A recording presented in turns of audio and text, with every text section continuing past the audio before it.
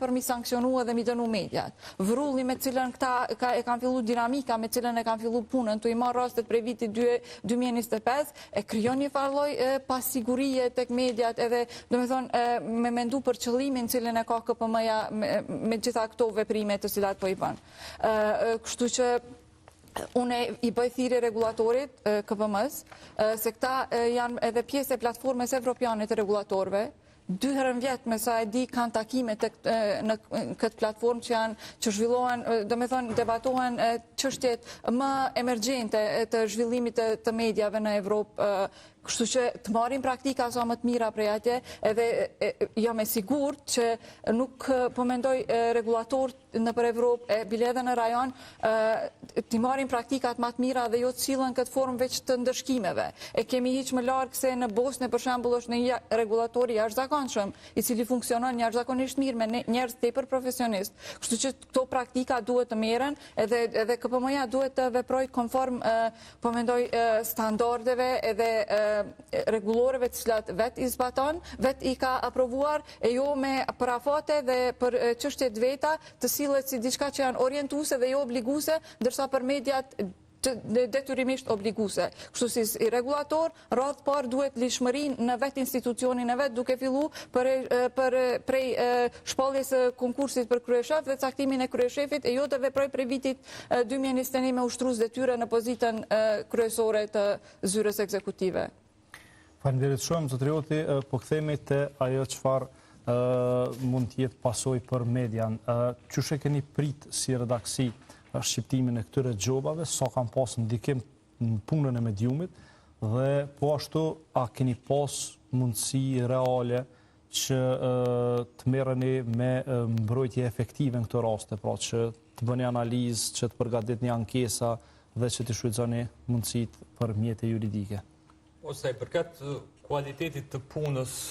dhe punës përditshme në përgjithësi, nuk mendoj që një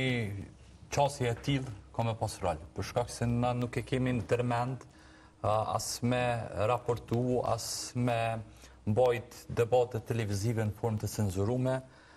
pse një organi caktuar, një regulatori caktuar e dëshiron një gjë të tillë. Sa i përket anës së veprimit ton, na tashmë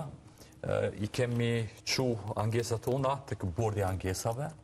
ndonse siç e tha edhe Gëzimi, ai nuk ka korom, rrjedhimisht nuk është funksional dhe natyrisht sa po të jetë përfundoj apo të harxhohet afati i parapar, ne këtë betejë do ta vazhdojmë edhe në gjykatë. Por ajo që mendoj duhet me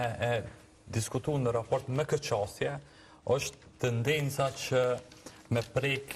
në lirinë e shprehjes, edhe me prek në emër të mbrojtjes së pavarësisë editoriale të mediave, me cenu pavarësinë e tyre pikërisht. Sepse natyrisht mediat, jo vetëm ne, secila edhe këtu, edhe jashtë vendit, mundën me pas gabime, sepse dinamika e mediave është e tillë, nuk është e lehtë gjatë këtij ditës me pas program edhe mos me gabu, po KPM-ja në këtë rast nuk guxon me u sjell si polici keq. Sepse nëse të nal polici me veturë, edhe nëse nuk i shpejt, edhe nëse ki paten shoferin, ai gjithmonë me gjetë një arsye me të ndëshku. Zinxhirt nështë si ki nge pek. Si ki zinxhirt, mundet me thonë që kjo gomë është pak ma e shlet, rrjedhimisht e gjeni arsye me dënu, po që qasi si desh me kanë prej KPM-s, edhe mund vjen keq, pa desh mund shumë emra konkret, që pjesëtarët e saj e kanë një vëroll, e kanë një elan, se dia është mungesë e profesionalizmit, a është tendencë politike, që